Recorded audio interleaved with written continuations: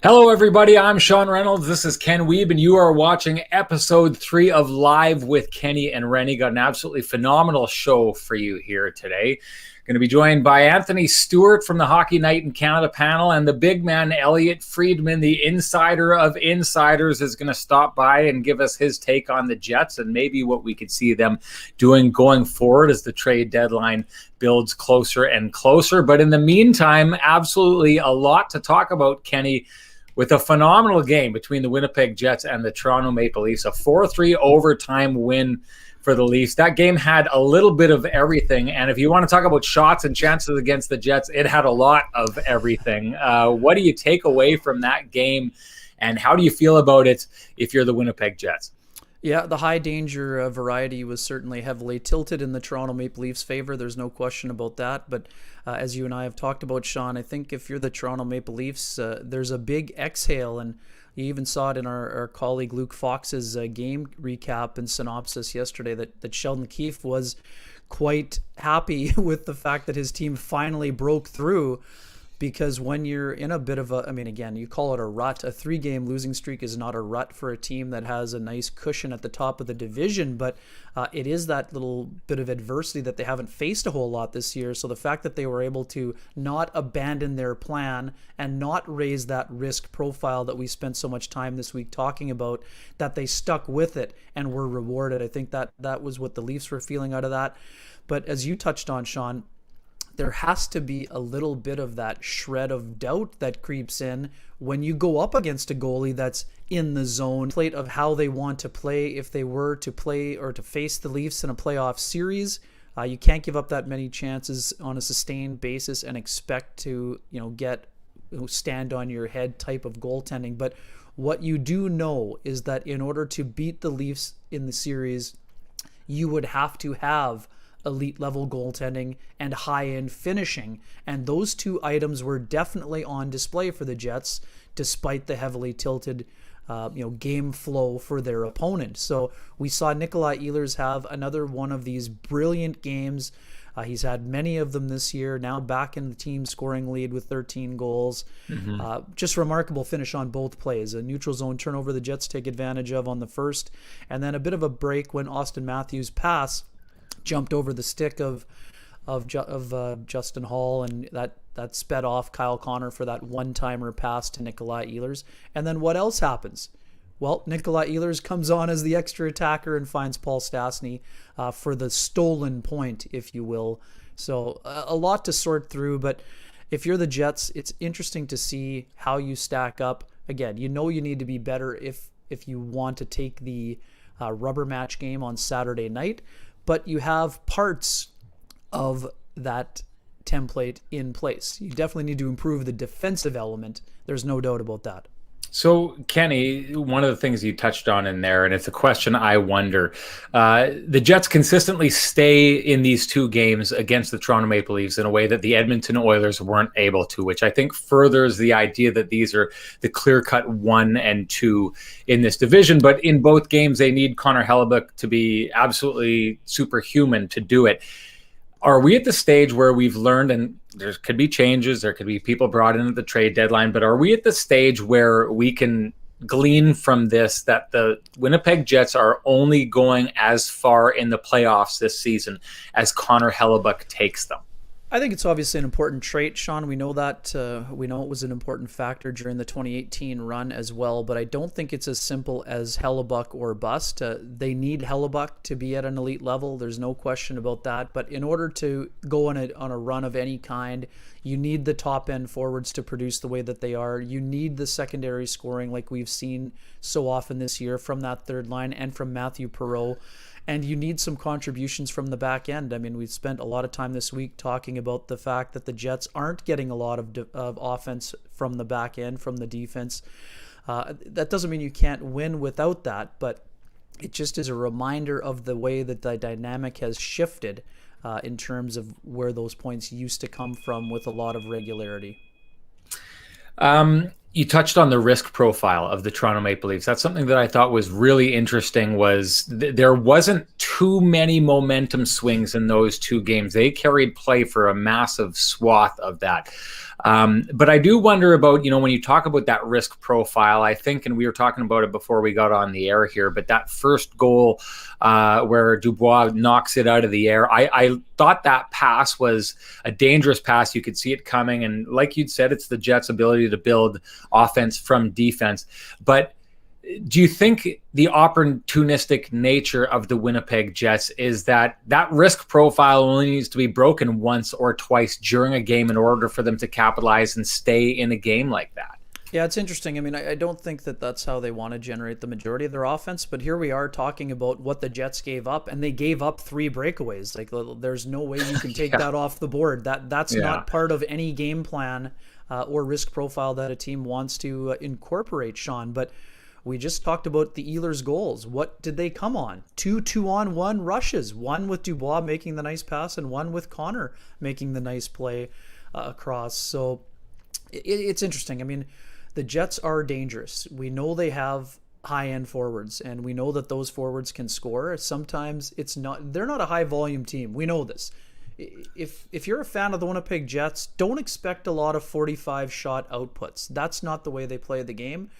Sometimes does that mean they look for the perfect play and get a little bit too fancy? Absolutely. But what you know is that you have the speed and the skill to be able to compete. But that also means that they need to tighten up in their own zone. But even in a game where it is, as you mentioned, tight and the goaltending is there, you have that ability to stay in the game, and you know that sometimes they might only need one chance where their opponent might need 3 or 4. Well, staying in the game all comes down to Connor Hellebuyck, the way he played. He talked about stealing a lot of goals last night, which I don't think anyone will argue. This is him in the post-game press conference on that game. I'm never going to use those words. I did my job tonight. And the guys in front of me, they got us to OT, so they clearly did their job. Not every night's going to be perfect. Not every night's going to be defensive wins, and not every night you're going to get the best goaltending. So that's what I love about this team is we have it all, and we can do it all. And even when maybe it wasn't our best defensive game, but we still got to OT. So, this group shows character, and I'm really excited for the future here. Now, at the top of that clip, I didn't set that up properly, but he talked about he'd never used those words. It's a question I asked him where I had essentially asked him if he'd been hung out to dry. And you know that a player's never going to be like, well, yeah, exactly. But I think we all know that did happen to a degree. I mean, like you said, 3 breakaways in one game, a number of 2-on-1s. The one thing that I find very interesting about Connor Hellebuyck is you never get that sense of a goaltender who is back there in a game and he's facing shot after shot. And every once in a while, you'll see him almost like give a look to the bench with like guys, can we get going here? You never get that from Connor Hellebuyck. It's almost like in games like that, he welcomes that challenge. When he's on, he's like, keep it coming, bring it on. I mean, where does that mindset come from? And how does he not get to a point where he feels a little bit hung out to dry by his team?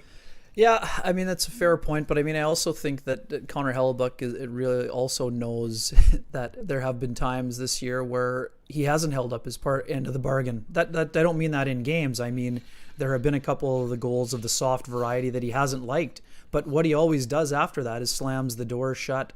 I love the mentality. He knows it's part of his job. And the one part about Hellebuyck, Sean, we've known this, basically since he entered the NHL.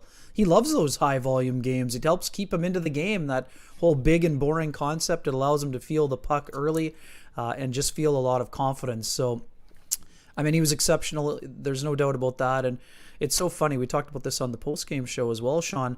That stick save he makes on William Nylander is absolutely ridiculous. But I called it casual. I didn't mean that Hellebuyck was casual, but he made it look so easy. It was like swatting a fly on a warm summer night. He just casually stuck his stick out and batted it away like, shoo, get away from me. Yeah. It's like Mr. Miyagi swatting the fly. It was done with such calm and zen. It was unbelievable. I mean, you feel like the camera gets a hold of him, and it's not that look of like you see a goaltender when a puck's going in and he's reaching back for it. The whites of his eyes are usually about that big, and I think you are right with the word casual. He kind of reaches back, and it's kind of like just get out of here, just move along, and it's I mean, you marveled at it last night. I'm marveling at it as well. It was just part of an amazing performance.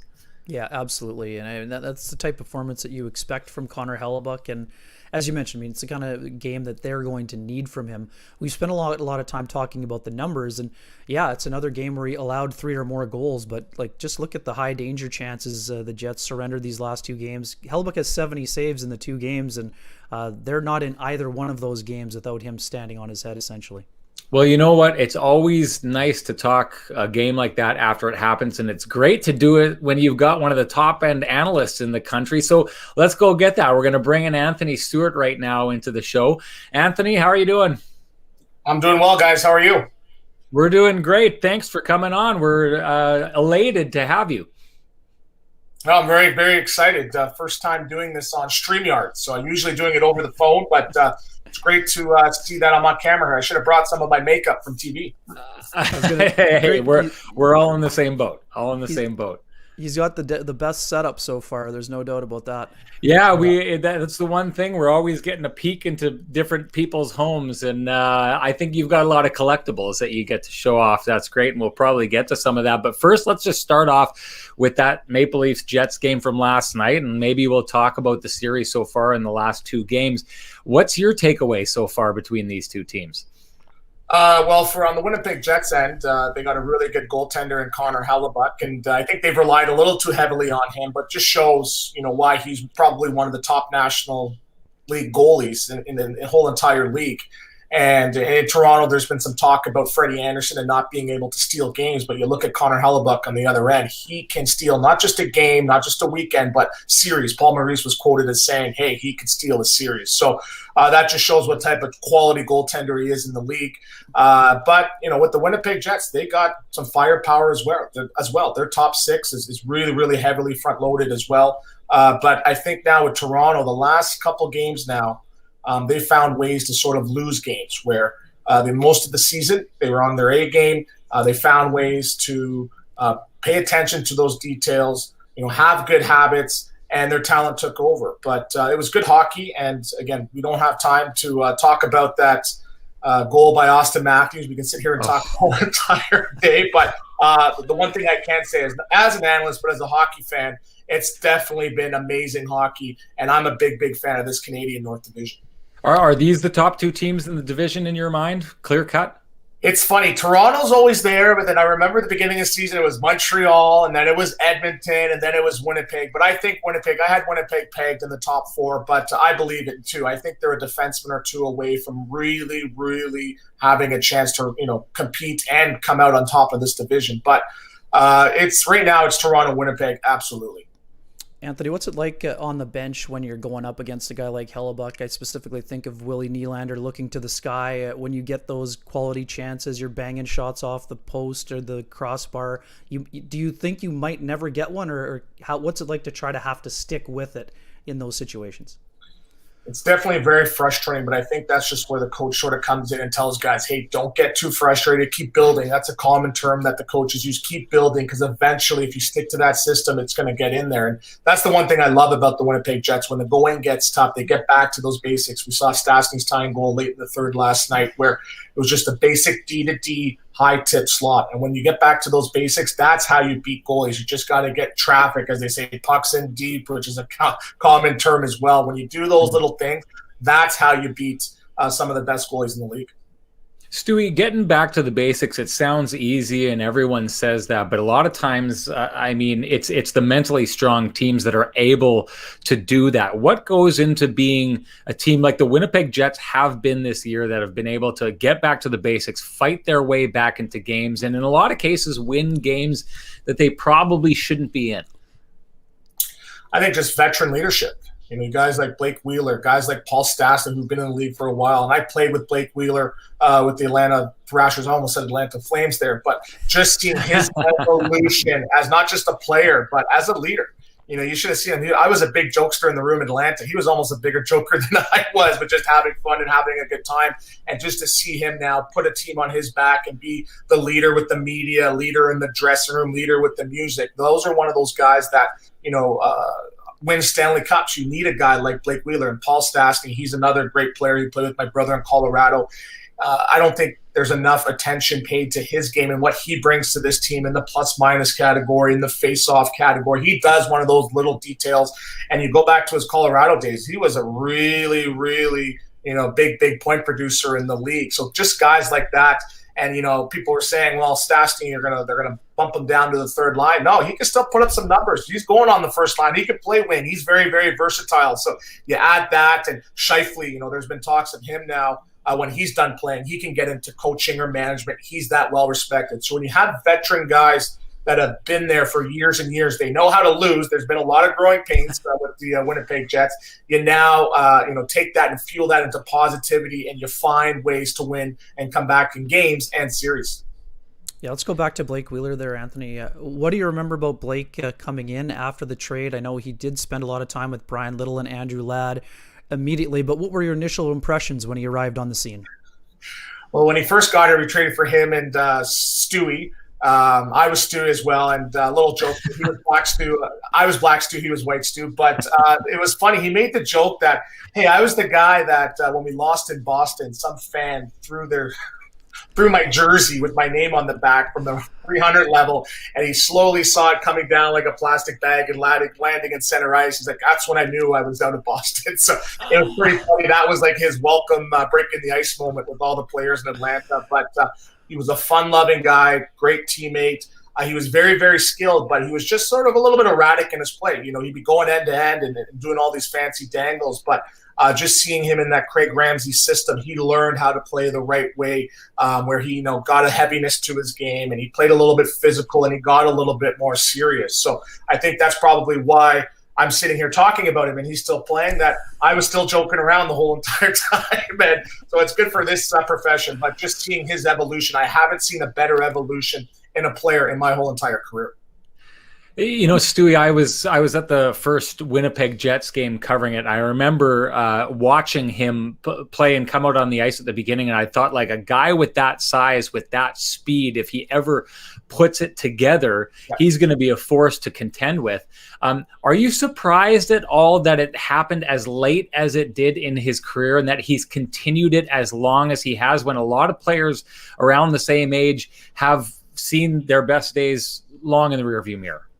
Well, I think he realized just the potential of being in this market, that he could be a go-to guy and be a star. And he looked up to a guy like Andrew Ladd, who came from the Chicago Blackhawks to Atlanta, who won a Stanley Cup. And just, him being a winner, being associated with winning, that in turn led to more money for guys like Ladd, but just more respect in the league. And Blake Wheeler's a big guy on respect, and he wants to be respected not just by his teammates, but the media and his coaching staff as well. So he knew that he had to sort of put his game together and start playing a 200-foot game. And, Brian Burke always says he went from a skill player to a will player, and that was part of his evolution. So it was a pleasure to watch. And I ended up going from Atlanta to Carolina. And that 1 year, he turned from a, pretty good, half-decent two-way player to a complete player, and overnight in my mind too. And I would not be surprised if the Jets win the Cup under Blake Wheeler's tutelage. One other thing about Blake, Anthony, he's become one of the best distributors of the puck on the power play. Is that something that you saw earlier, or is that something that he has developed here during his time in Winnipeg? Well, when you got Kyle Connor on the flank, all you got to do is slide it through that seam there, and he's going to bury it. So I think that has a lot to do with it. But, he was a real net front presence guy, where he wasn't afraid to get in front and tip pucks because he was so big and he had the long stick and he had that long reach. But just seeing him on that goal line, on the half wall, just the ability to shake defenders off, but guys respect him. They give him time and space because he has the ability to do that little toe drag and make you look stupid. So a guy like that is almost like Patrick Kane, where guys are like, okay, you know what? Just give him some space, let him operate. And for me, when I play, it was guys like Datsuk. If Datsuk had the puck on the half wall, I'm like, I'm not even going there. Just please play fast, because I don't want to get dangled. He actually dangled me one time so bad, and I ended up on Sports Center. He didn't even score, but the dangle was so bad. So just seeing the respect that he gets with the puck, but that's another element that he's added to the game. He's a very, very good puck distributor as well.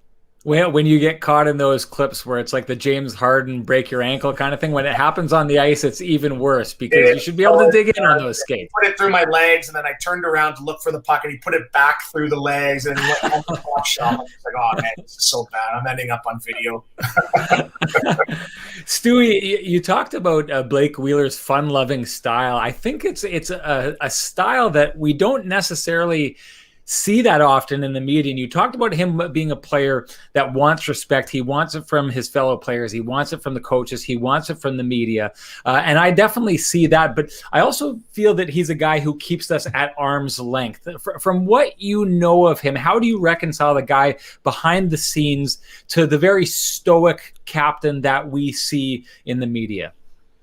Well, it is tough, right? Because especially in the Canadian market, they want to know the ins and outs of your life and, what you're doing behind the scenes. What are you doing when you're away from the rink? So you got to find that balance. But I think Paul Maurice has done a great job of steering the conversation in the right way and going to bat for a lot of the players. He hasn't really thrown any of the players under the bus, and he'll challenge the media. And I think right now with COVID and the media now not being face-to-face, they're getting a little bit more braver with their questions. But, he's one of those guys that he wears his heart on the sleeve, and he cares. He cares, genuinely cares. So sometimes he does get a little bit upset because he cares that much. But, again, he is a fun-loving guy. I'm still trying to figure out what his Twitter handle means, and Biggie Funky or whatever it is.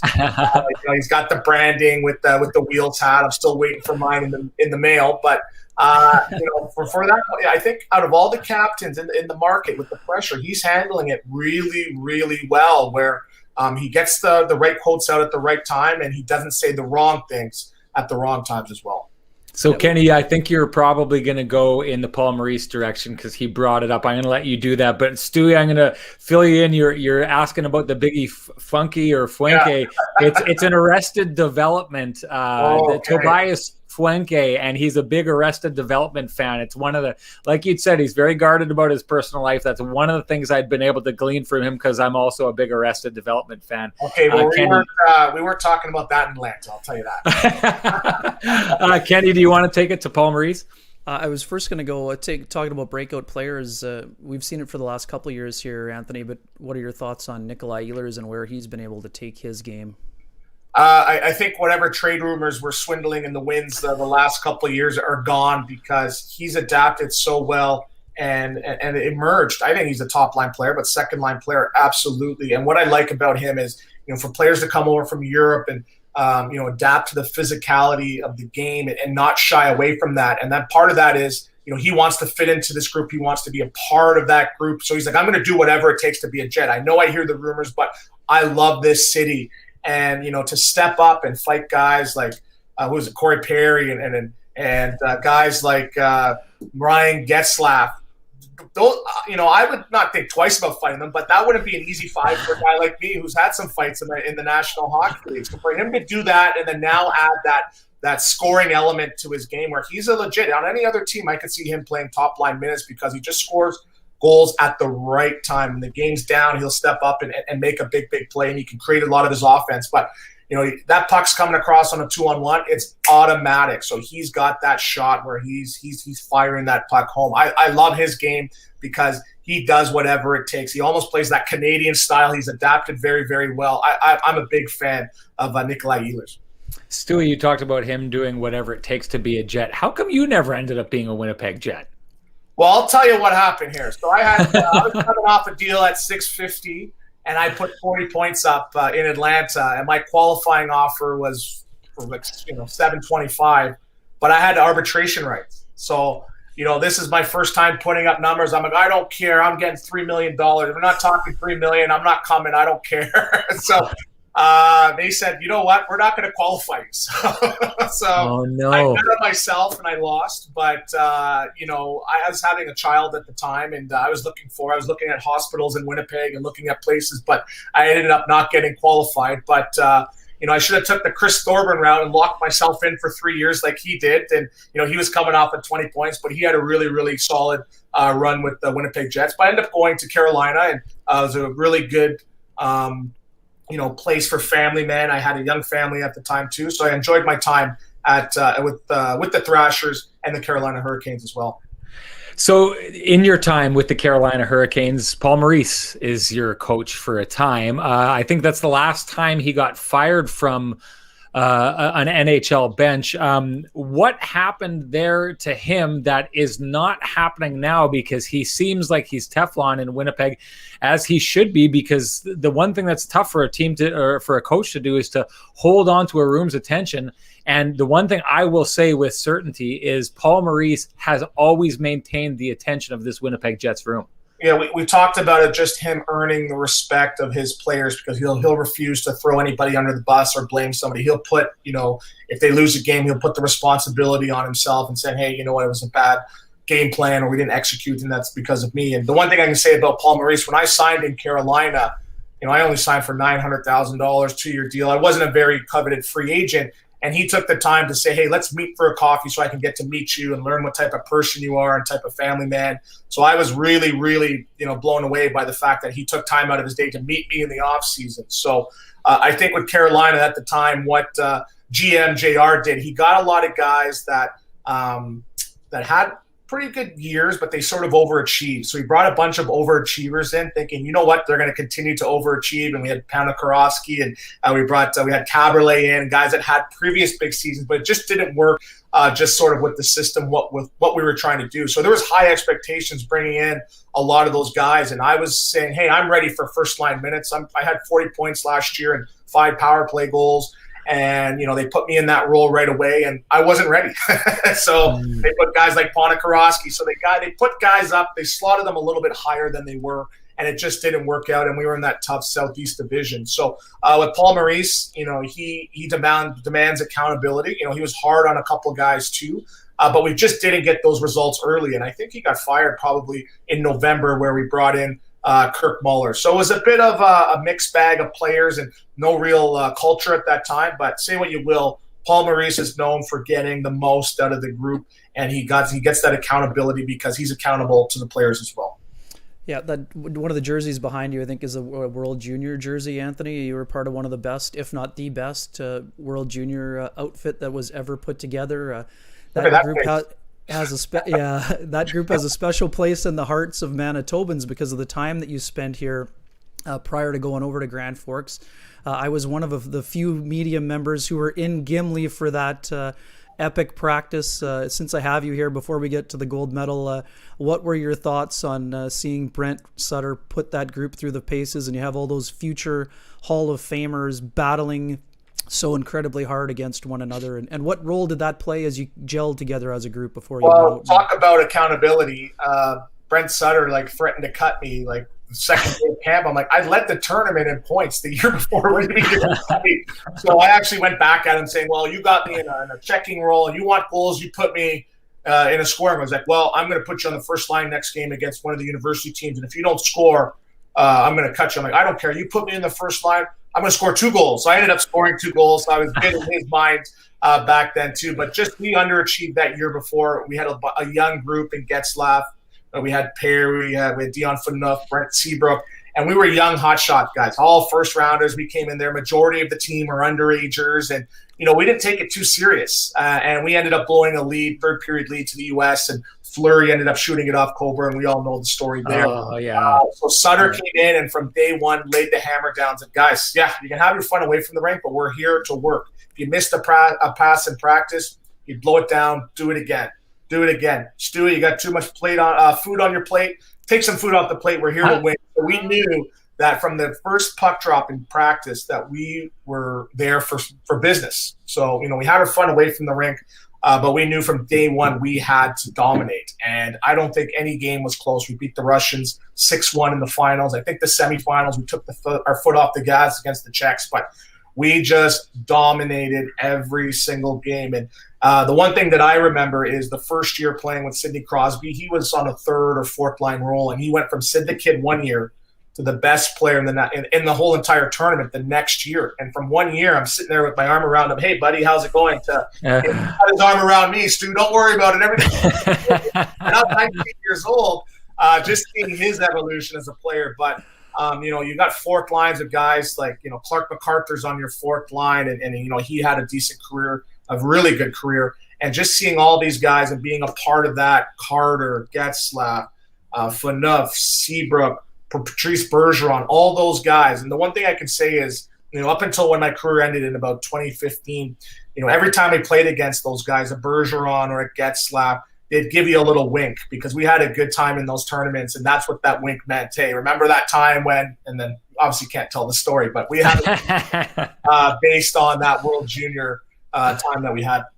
Stewie, is this jersey that you're wearing as you're piling on in this picture, is that the very jersey that's up behind you on the wall there? Yes, it is. Yes, and I got the gold medal there too. And I always think about it. What if I was to auction this off for charity? How much would it get? But, I think with my gold medal, I think it's going to be a family loom. We don't really have that many, so I think I'll pass that down to my kids, and hopefully it stays in the family for a long, long time. Stewie, probably one more before we let you go here, and I don't want to get too serious, but I think this kind of stuff matters to a great deal. We're trying to make hockey a more diverse sport. The Hockey Diversity Alliance is doing great work. I'm always interested in people's, in former players' stories about getting into the media, because they're always really interesting stories. I wonder how much of your story has to do with making sure that representation is taken care of, because we know that it matters, and how much responsibility you pile on yourself in that regard. Yeah, well, when I started doing this media, I wasn't sure if I really wanted to do it or really explore it, because there really wasn't a lot of players, that looked like me that were on TV. There's Kevin Weeks and Anson Carter. And again, I didn't want to have to be that guy to lose 50 pounds and, make sure my teeth are cemented in properly and straight. But I was just thinking now, maybe there's a young kid in the city or in Canada that was like me back then saying, well, you know what? I see Anthony Stewart doing that. He's on Hockey Night in Canada sitting next to Ron McLean and Elliotte Friedman and David Amber. Maybe I can do it. So that's why I'm doing that. I'm pursuing that, because I believe representation matters. And I think right now with what's going on with the movement, you got to do whatever it takes to make the game more accessible. So, I'm on the front lines of the minor hockey, and I'm coming out of pocket for ice costs and equipment costs and registrations, to the tune of thousands of dollars. I run a successful hockey school in Toronto, and my wife does the books, and she's like, "Where's the money?" And I'm like, what money? There's 10 kids staying for free out here. So I'm doing my best to pay it forward, because I had a lot of families go out of their way for myself and my brother in equipment and paying for registration, because now it's very, very expensive. I think that's the tragedy right now, because at the cost that they are now, back then there would not be a Wayne Simmons, an Anthony Stewart, a Joel Ward, a Smith Pelly, because you would not be able to pay that much for minor hockey, and our families wouldn't want to burden another family for the tune of $20,000-$30,000 a year. They would say, you know what, pick up a basketball, pick up a soccer ball. But I'm very excited for the opportunity in the media. And it was a privilege playing in the National Hockey League. I really feel like you guys are hitting your stride. You guys and gals are hitting your stride on Hockey Night in Canada. And I thought the goodbye to Berkey, I thought was a lot of times you'll see, I remember John Tortorella when he would do media, and Paul Maurice has done media. And a lot of times with those guys, it seems like, the call comes to go back to the big leagues, and they're like, okay, finally I can get out of here. It really seemed like he had a hard time stepping away from it. You guys had a lot special there on that path. Yeah, Berkey was great. And, he's had me and my family over to his house for dinner all the time. And just the connection that he made every single Christmas. He gave everybody a $250 gift card. And when I say everybody, to a steakhouse, everybody. And I'm like, so that just shows he loved doing his job.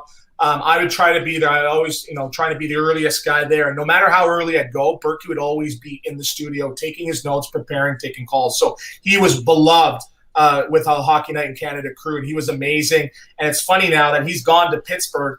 He's still in the group chat. So I'm like, I got to be careful what I'm saying here. I can't be getting too much. I can't be like, oh, Pittsburgh sucked last night, because Berkey's still on the group chat. He might be like, watch your mouth or quit clowning around. But Berkey was great, and he's helped mentor me, and it's been amazing, crossing paths with him for sure. Stewie, you and Borno had a kind of a face-off at the beginning of the year of the top 5 wingers in Canada. I noticed you had 2 Winnipeg Jets on there. One's not there anymore, Patrick Laine. I'm going to ask you, who do you regret leaving off your list more, Nick Ehlers or Blake Wheeler? Okay, we're Winnipeg-based, so I'm going to go Blake Wheeler, because he was a buddy of mine when we played together in Atlanta. But I actually think that I actually ranked Marner number 5. I think I should have put Marner number 1. So you know what? I'll bump Kachuk and I'll put Wheeler up there. How about that? There you go. I do see that Borno had Mitch Marner as number 1. He's definitely winning that battle. You had him as number 5. But what about goalies? Let's do goalies now. Stewie, just absolutely awesome to have you on the show. It was a ton of fun catching up with you. First chance I've really had to talk with you before this. I sure hope you come back on because we absolutely love having you. Great stories, and we love your insight on the old Atlanta Thrashers days. Keep slaying it on Hockey Night in Canada. You're doing a phenomenal job. Thank you so much for being here. Thanks for having me, guys. Appreciate it. Thank you. Well, that was phenomenal. Awesome. That was absolutely great. If you go back to your coverage of that Team Canada team back then that you covered with him, what do you remember about Stewie from those days?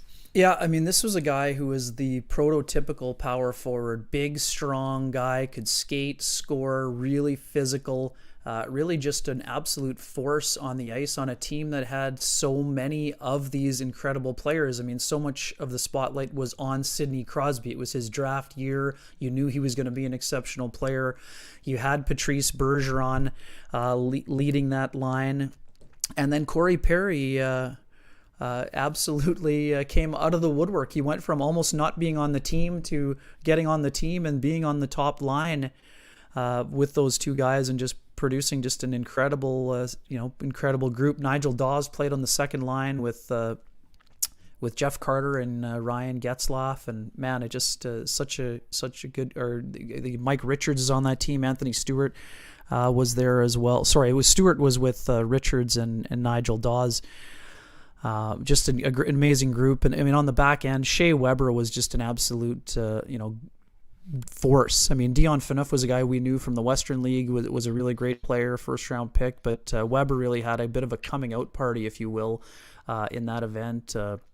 Tough news for Cam Barker. I mean, he had mono early on. I hear was a guy, a Winnipegger, who was part of it, and Reggie Boschman was the backup goalie behind Jeff Glass. I mean, this group outscored their opponent 41-6. That was we talked about the Toronto Maple Leafs domination against Edmonton in that 13-1 composite score. 41-6. I mean, and it was incredible. They made Evgeny Malkin and Alex Ovechkin obsolete in that gold medal game in Grand Forks. It was just a dominant showing, and Brent Sutter did an amazing job with that group. And I mean, that's something that I'll remember those moments forever. And Anthony didn't really get into it, but there was a practice in Gimli. So they had this the small series in training camp in Winnipeg. They went to this to the ice cold rink in Gimli, Manitoba, and you had all these future Hall of Famers just absolutely competing against one another. Brent Sutter just had this grin on his face, and it was just impressive to witness. That's for sure.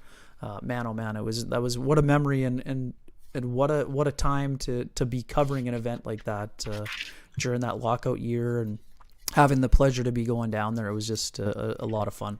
I mean, to your point, I remember, Malkin and Ovechkin in that gold medal game, and you knew how good those guys were, and you knew what was coming, and you were thinking, we know this Team Canada is good. I think there was a feeling throughout that entire tournament that we were witnessing one of the best Team Canadas ever, but we also knew that there were some massive generational type players coming up in that final, and the way they shut them down was just absolutely phenomenal. And to your point about, I mean, that's the one thing that always stood out to me was Dion Phaneuf was the guy on that team, right? Like on defense, everyone was expecting Dion Phaneuf to step into the league and be just an absolute powerhouse, and that's how he started in the league. But Shea Weber, who I believe he's a second round draft pick that year, 52nd or 53rd overall or something like that, and then just kind of comes out of nowhere to become maybe one of definitely one of, if not the best defenseman of a generation, but just absolutely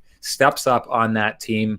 And to have it happen in our backyard, I mean, and to be able to cover it the way you had, how's it get any better than that? It was absolutely incredible. And then there was another moment. I mean, we talked last week about the late Walter Gretzky. I mean, I had just done a story on Wayne Gretzky the year prior, and Wayne was at the event, and it was one of those moments where I thought, there's Wayne at the morning skate just standing there by himself, and I'm like, well, he was kind enough to call. I'm going to just go over, shake his hand, and thank him. So it was just fun to watch, and just an incredible team. I mean, my other story from that event, at the end, the day after, I'm on Edmonton radio, and Phaneuf is from Edmonton. So all they want to do is talk about Phaneuf, and I'm like, Dion was great, but Shea Weber, the host was so frustrated by me that he just wanted to move on, but I could not believe how well Weber played. Again, obviously you had the double Dion in that game, and the big hits, and Dion was great, but I really saw something in Shea Weber, and I mean, we ended up seeing it a lot in that Central Division, and just a lot of fun covering that group, and they were just such impressive individuals as well, and so mature. You see a guy like Sidney Crosby, we still see it today in how he embraces his role as an ambassador of the game. You could see it at 17. I was blown away. This was my, your first kind of brush with greatness, but here's a guy that has been under the spotlight since he was a teenager. He wasn't looking out into space. He looked the thing about Sidney Crosby, he looked every questioner in the eye and gave a direct answer. That was something that impressed me so much for a young person and a young individual. Yeah, you know what? Hey, I'm going to tell a story on that just quickly. Let's get to this quick because people got to share this. My first interaction with Sidney Crosby, I went in, it was my first year covering. He came in and I sat down, and it's like, I'm getting to talk to Sidney Crosby. So I asked him a question and another question and another question. I kept going. And we're like 7 minutes into this pregame interview. And finally, his handler says, okay, that's enough. You got to cut this off. And I was like, I'm surprised you didn't cut me off 5 minutes ago. Like, I've just been rambling on. And so we moved over, and it was when Flower was still there, and he just signed an extension. You'll remember when he came through Winnipeg, and we talked to him about the extension. And a bunch of younger journalists, Scott Billick and Jeff Hamilton, who were just new on the beat, came walking in, and they'd missed the avail with Sidney Crosby, and we'd already stretched him to 7 or 10 minutes beyond what he should have been. And they came in and they said, is Sidney done already? And the PR department was like, yep, no, he's done for the day. And he heard, and he's like, no, let him in. And he did another entire scrum that probably lasted another 10 minutes with a second group. Just absolutely phenomenal. The way he treats the media, first class all the way, and like you're saying, started from the beginning. All right, we're going to bring in Elliotte Friedman here, and you guys got to see this because I was talking with Elliotte before the show last night, and I said, guys, it's a casual affair. Feel free to do what you want. And Elliotte said, you'll be lucky if I comb my hair. And Elliotte delivers. It's Friday, man. It's Friday morning. I'm not working tonight. You're not getting a combed hair. Now, if it was on the show, you get some degree of combed hair. But that's Elliotte. this. Elliotte, I've got a theory, okay? Because I know that you've been doing hair stuff. You had the beard going, and we can bring up a picture of that so that everyone can get reminded if they haven't seen this before. Just absolutely epic. But the beard at one time, and we can maybe talk about that I missed bit that. after that. Yeah, I'm sure you do. I remember a 31 Thoughts interview with Nick Ehlers at the beginning of last season, and you brought up his hair a number of times. You kept referring to it as feathers. He had feathers on the back. I think that would be Jeff. Oh, was it Jeff? Well, yeah, I thought both of you. When you look like this, you don't really bring up other people's appearances, right? You had both seemed so impressed with his hair. I had a theory that's where the hair stuff started with Elliotte Friedman, where he was like, you know what? I'm just going to let it go, baby. No, I would bet that was more of a Jeff thing than it was a me thing. That's what I would bet. I really think that he would talk about that more than me. It seems like that would be the kind of thing that he would talk about. So I have to say that I think it's much more likely that he brought it up as opposed to me. And don't worry, Elliotte. I've had to dismiss a few of Sean's theories so far too. So hey, you know what? Welcome. Accuracy is not important. That's what I tell people all the time.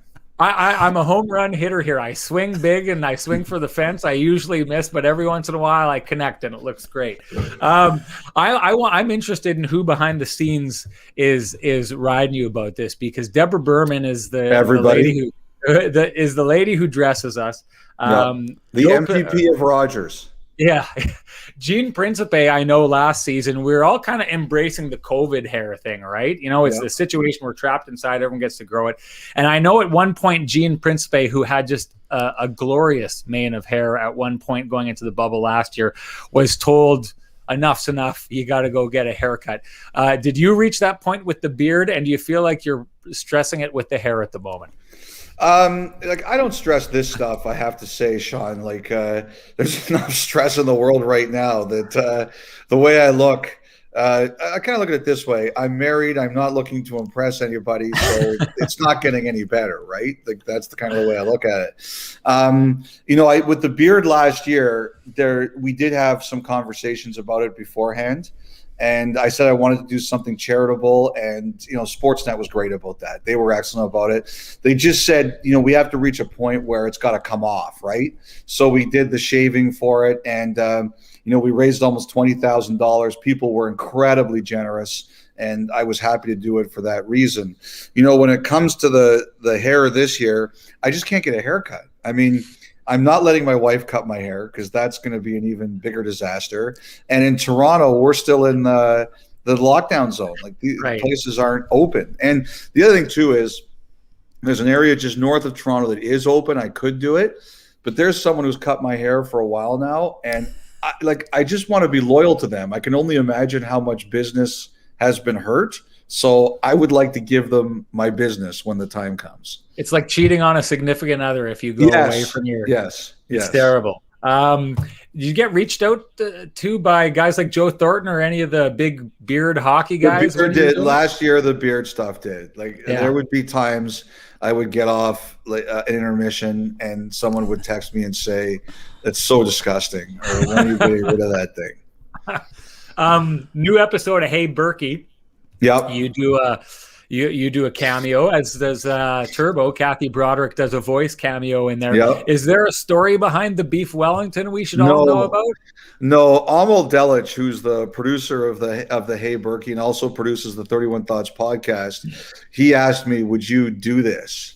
And when I saw, and he goes, "Okay, these are your 2 lines," and he said, "Can you be eating something when you read them?" So I said, I know I'm not going to be made to look good in this. This is definitely not going to make me look good. But my big thing right now, Sean, during the pandemic is if we can make people laugh a little bit, why not? So I was happy to do that. I have to say they made me look skinny. I like that.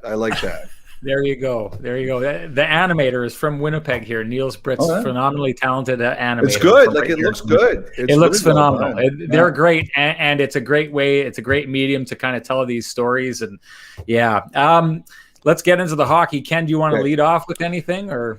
Yeah, I mean, just Elliotte, what stood out about the first 2 games of this Leaf series? We know how the last showdown for first place went. What are your thoughts on specifically the Jets and what they've shown in these first 2 games against Toronto? Well, I'd love to see a playoff series. If there was any doubt about Hellebuck, I think he's answered those questions. He's been he looks fantastic. I think Toronto's played really well. I think Winnipeg's played pretty well. I thought last night, was one of the best games I've seen all year. I thought the first game was a little bit more lopsided. I got to tell you, I mean, it's wild watching Matthews. It's clear he's not anywhere near 100%, and he's still I'm watching that overtime winner last night, and I'm thinking Hellebuck's looking at him and saying, "Okay, it's Matthews. I'm getting this killer wrist shot. Where do I think he's going?" And because he's not feeling 100%, he goes to that backhand, and Hellebuck's like, "Seriously, what the hell? I wasn't expecting that." I think the 2 games have been great, and I'm really looking forward to tomorrow night. I do think on paper, Winnipeg is the second best team in the North. I think Toronto has proven this year to this point they're the best team in the division. I look at I love Dubois. I'm a big Dubois guy. I just thought it would take time to get him to get comfortable and to get over the quarantine. Now that I think you have to be good at center in this league to win, and you guys are embarrassingly good at center. And I think you guys have a hell of a team. And I just think the big question I have now is, everybody knows you guys, and Ken, you wrote about it last week, need one more blue liner. Mm-hmm. Where are you going to get it?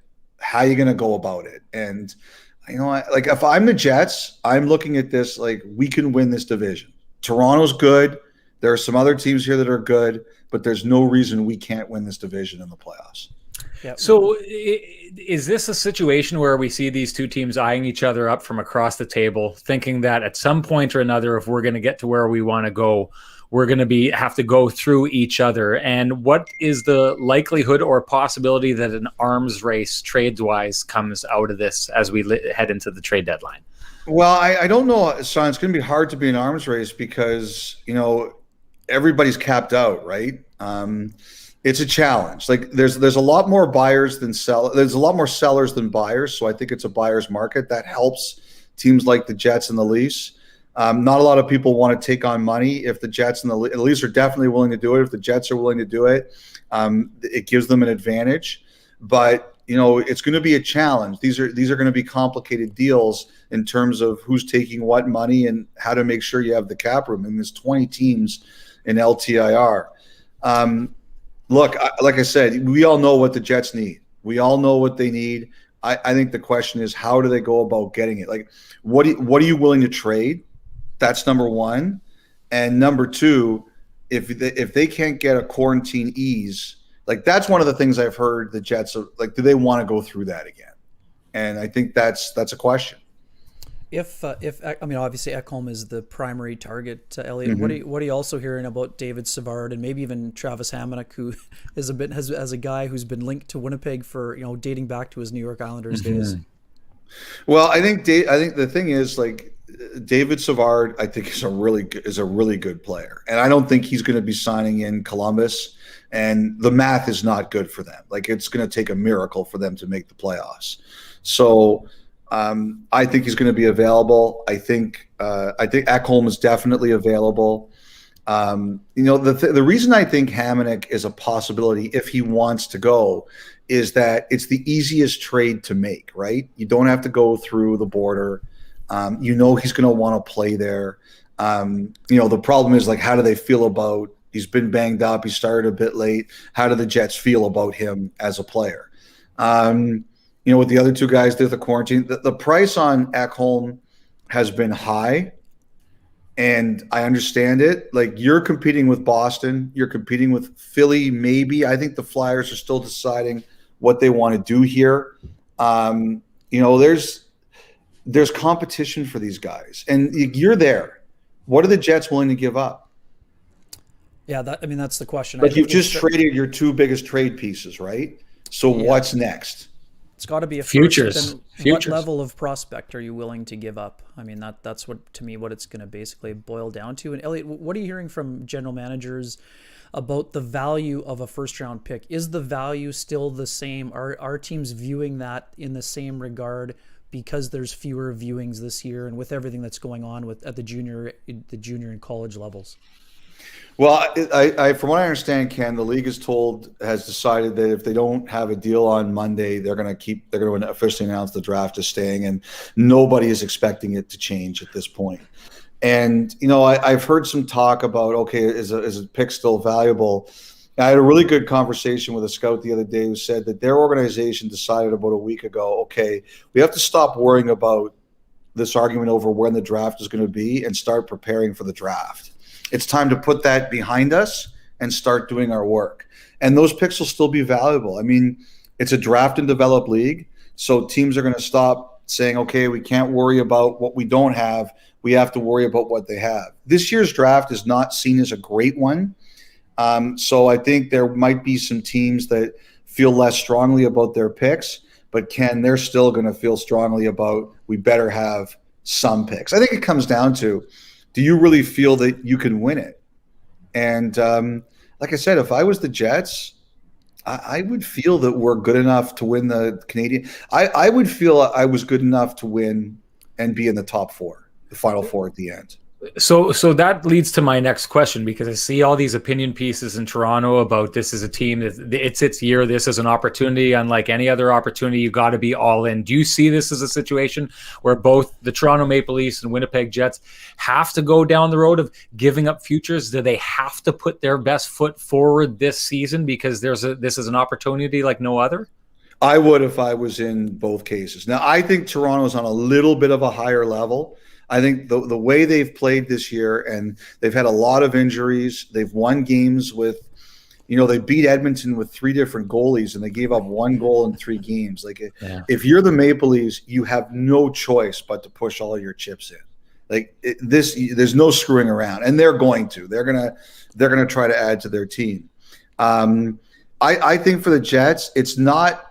I don't know if you feel about yourself the way Toronto feels about yourself, but I still think you should feel really good. I'm looking at the way Hellebuck's playing. I'm looking at the way your forwards are. There's no reason you guys don't think you can't beat Toronto. There's no reason. There's no reason you don't think you can't beat anyone in the Canadian division.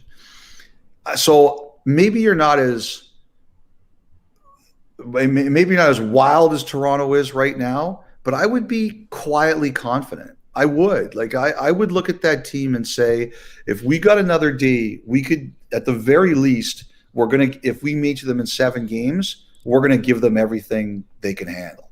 If it's a Toronto Winnipeg series, does anyone think that's gonna go less than 7 games? I wouldn't. So this is the thing I find interesting about that, because I asked Ken that we do a post-game show, and I asked Ken this question last night, but the answer for me is yes to this question, whether or not the Jets should earn confidence from those last 2 games. But it seems strange to say a team that just basically got ran all over the ice and was in 2 games because their goaltender was superhuman should earn confidence from that. Is there not? I mean, the flip side, the one side of this is Toronto's got to worry about running into Connor Hellebuck, but the other side is Toronto has showed on the ice, for the most part, they can control play fairly easily against this team. Yes, that's true, but I still, like I said, where do you have to be strong in this league to win? Down the middle. You guys are really good down the middle. To the point where you have a really good center playing on the wing most of the time. Where are you guys really? You have to be strong in goal. You guys are really strong in goal. You have to be really strong on the blue line. I think everybody would agree. If you could get one more force back there, you're going to be very strong back there. I think the thing in Toronto too is that if we go back to normal next year, all looks are we're going back to normal next year. They're going back into the division with Boston and Tampa. Okay, you guys are going into a division. You still got St. Louis. Minnesota looks better. Chicago looks better than we thought. Colorado, they're going to be good for a long time. I think you have to look at this opportunity and the other thing too is, as we all joke, this is a conference where there's a little bit more offense than everywhere else. Doesn't mean they don't play defense. I think that whole argument is stupid. But in the playoffs, if you can defend, it's going to be a big difference. Yeah, we've said it's defense optional occasionally in the North Division, but but that's also welcome. Quick one: the Jets will face Montreal next week. Elliotte, what do you see in the way they've responded to Dom Ducharme and even Alex Burrows? I mean, we saw Alex Burrows skating with the extras and the energy he brings. We know what he's brought to the power play and the efficiency that they've been rolling. What do you see from that group in terms of maybe the stability that's come after the chaos, if you will? Well, I just think that they should be better than they are. I'm honestly surprised they've been in the position they've been in. I'm not Chris Johnston. I don't think they're a juggernaut, but I think they're better than they've shown. I know a lot of people are down on Price. I'll just never doubt the guy. I think he's too good. It is weird though. They haven't been as consistent as you would like. I think they've got a really deep, they're scratching NHL level players every night. I think they should be a lot better than they are. I'd be a little scared of them. Elliotte, absolutely overjoyed that you decided to join us here, and over the moon that you did so with your hair looking like that. It's already a buzz here. And well, like Weeby's, Ken's like, it's casual turtleneck. Like I'm like casual. It's 11 Eastern on a Friday morning. Like, what do you think you're getting from me? Like that I was like, dress code? Like, come on. Hey, Sean may not know this, Elliotte, but he was unaware of the snow shoveling segment you had in Calgary the other week. So I'm just glad you came inside for it. It was always great to talk to you. Well, all right, guys. Elliotte, you said what would we expect to get from you? We got far more than we ever could have hoped for with that hair. Thank you so much for joining us. Hopefully you'll be able to come on another time while we're doing this. Appreciate it. Yeah, no problem. And I gotta say, like, I think these things are kind of the future, right? So it's good that you guys are doing these. I think they're very important. Appreciate that, Elliotte. Thank you so much, guys. Takeaways, Ken. That was great. Oh, fantastic. I mean, the one thing I probably should have asked him about Sheldon Keefe, but we'll ask him about him another time. I just think that I was talking about Jack Adams candidates earlier this year, and the one thing that bothers me when it comes to awards, Sean, is that whether it's baseball or football or basketball or whatever, it always seems as though the team that's near the top, the head coach just gets tossed aside in terms of consideration for these things. It's always which team overachieved the best, and to me, I think that's not a fair way to hand out that award. I think that Sheldon Keefe has done a phenomenal job under tough circumstances. There's incredible pressure on him in the Toronto market, and his ability to get that buy-in from this skilled offensive group has been exceptional to me. We've talked about him a lot. TJ Brody has done a really great job stabilizing things on the back end, and I just think that he's doing just an awesome job for the Maple Leafs. Let's tie into some more Jets chatter here, and let's get into a player that you've wanted to talk about and have big proclamations about, feel very strongly about, in Neil Pionk. Having a great year. His numbers are up there with some of the best players in the league. I mean, it started out, we were talking about the storyline a couple of weeks ago was, okay, we can say it, the Winnipeg Jets won the Trouba trade and did it just with Neil Pionk, never mind what we've got coming down the pipe with Ville Heinola. But he's really, really asserting himself as one of the top defensemen in the league. He really is. I mean, the fact that he's been a top 6 or 7 scorer among defensemen is incredibly impressive. And Sean, here's the thing: 6 of his 21 points have come on the power play. He's playing on the second unit, so the majority of his points are coming at even strength, which is incredibly difficult to do.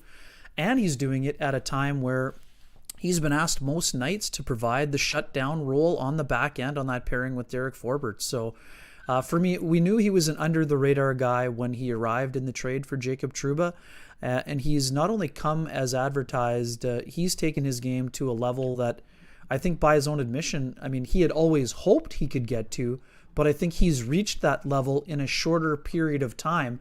It takes us back to the Anthony Stewart commentary earlier on about Blake Wheeler. Sometimes it's just about an opportunity presents itself to a player, and that player absolutely not only knocks down the door, but kicks it down and says, hey, I have more to give, and this is what I'm going to give. And to me, that's been such an impressive part. We knew that Pionk would be a capable second pairing guy, but how could he defend? Well, not only has he been a capable defender, he's a full-on shutdown defender now, and as an undersized player who plays with a lion-sized heart, if you will. I mean, I love his compete level. And again, even though he did not knock Austin Matthews down and did actually get knocked over by Matthews on that play at the blue line, the fact that he's willing to go out and look for that hit, the one that he looked for on Connor McDavid when he chewed on the graphite shaft, that tells you all that you need to know about Neil Pionk's willingness to compete, and he's also brought that offensive side. And again, this year he's enhanced his shot from the point and has done a really excellent job on that second power play unit. And overall, I think he's just really, I mean, he's been the Jets' best defenseman. There is no argument when it comes to that discussion. I mean, I take a look at that, and I think the one thing I take away from that is Austin Matthews is really strong, because Pionk has caught a couple really big players so far this year. But to your point about him, he's a shutdown guy. But when you can have guys who are not only contributing offensively and shutting down teams, but doing so in a dynamic manner like that, a manner in which you are able to catch guys and change games, change the momentum of games with big hits like that. It's phenomenal. To your point earlier, you talked about him, you always have belief in yourself. And I think every player comes into the league and everyone thinks, well, I'm going to be this, I'm going to be one of the top players in the league. He'd said, you go through some tough times and you start to doubt yourself. But he came to the Winnipeg Jets and said everything that's happened here has been his confidence growing ever since he got here. Asked Paul Maurice about that. He had an interesting take on Neil Pionk kind of finding his groove with the Winnipeg Jets. We draft well. We have a tremendous amount of skill. So then Neil Pionk comes in, and he's a right-hand shot, and he can move the puck. So he gets some power play time last year. He switched his power play units, but then you have a confident man in part when he puts it on Nikolai Ehlers' stick or Mark Scheifele or any of those offensive players that we do have. You get a lot of positive results. So that maybe opens the door for a player who only viewed himself as one kind of player, that he has success in a different area.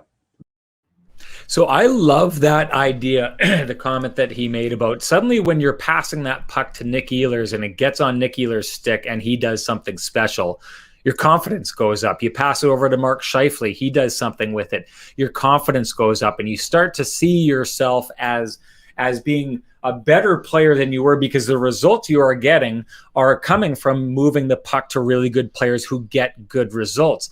I think if you're a Winnipeg Jets fan, you love this answer, because the same rules are likely going to apply to a guy like Pierre-Luc Dubois or whoever comes onto this roster. And you and I have talked about this.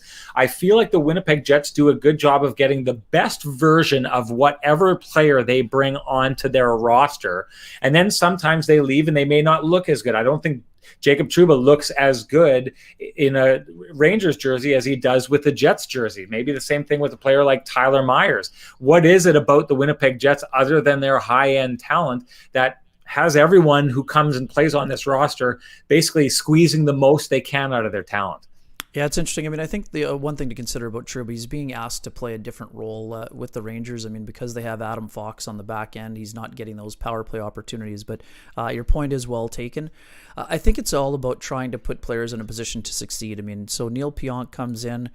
It was tough for him because I think in most considerations, you would have expected to have Pionk and Morrissey maybe together had Dustin Byfuglien not returned. But because the Jets had so much turnover on the back end because of the Trouba trade and because of the free agency departures with Myers and Ben Sherratt, man, I mean, those guys were each asked to anchor their own pairing. So I think the fact that Pionk came and had a 45-point season in his first year was incredible for him. And now he's been asked to do even more, which is impressive as well. But there you go. So we've been talking for the last little while here, Sean, about Pierre-Luc Dubois, where he's going to best fit in. Now suddenly things hadn't been going quite as smoothly at center, so then people were wondering, should they put him back on the wing? Well, and then a game like last night happens where he's heavily involved in both. He's involved both those goals. But it was interesting to me. I thought the one thing that stood out after the game, Sean, outside of Hellebuck's commentary about it was going to be on and that he was stealing goals, was the accountability that we saw from Nikolai Ehlers. Obviously he had the 2 goals and an assist, but he was more disappointed by the fact that line was on for 3 goals against, including the go-ahead goal. So I think that does show some tremendous growth. And again, you can be happy about the offensive production because that was easily the best line or game for the line that we've seen with Dubois between Connor and Ehlers, but they still had some defensive issues that they'd like to get sorted out. So that didn't exactly answer your initial question. I apologize there, but I do think that I tried to touch on that. I do think it's just a matter of players. I think that's the instilling of confidence in those players. Yes, sometimes they have to go through some trials and tribulations to get there. And I use Mason Appleton as a great example here. Mason Appleton went through some tough times. He was used mostly on the fourth line. He had a really tough injury to overcome, was sent back to the Manitoba Moose after he thought he had left the AHL behind. And then all of a sudden now he's settling in on that third line and showing that he's got more to give, that he's going to be a double-digit goal scorer, and that maybe he even becomes a Zach Hyman type, which is something that we talked about after Thursday's game.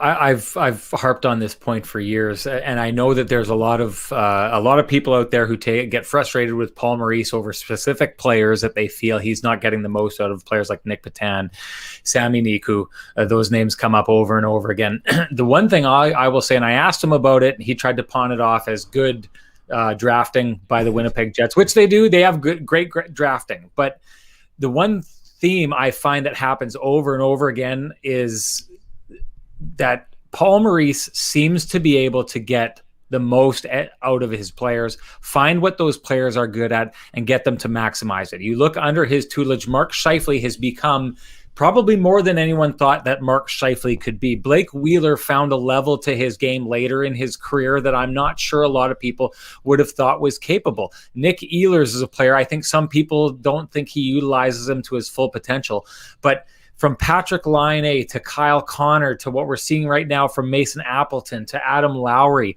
all of these players look to be the best possible versions of themselves under Paul Maurice. And I wonder how much of what the Winnipeg Jets are is the individual attention to detail by Paul Maurice to get those players becoming what they can potentially become, but still allowing it to fit under a team system that allows this team to achieve while you're bringing those players along. Sure. I mean, Brandon Tanev would probably fit under that category as well, right? Entirely. We could go on and on. 14 goal season. So yeah, it's Dustin Byfuglien. I mean, remember the conversation with Dustin Byfuglien is that he was too much of a risk defensively, and he ended up being an absolute force come playoff time. Was there a more dynamic defenseman on any blue line?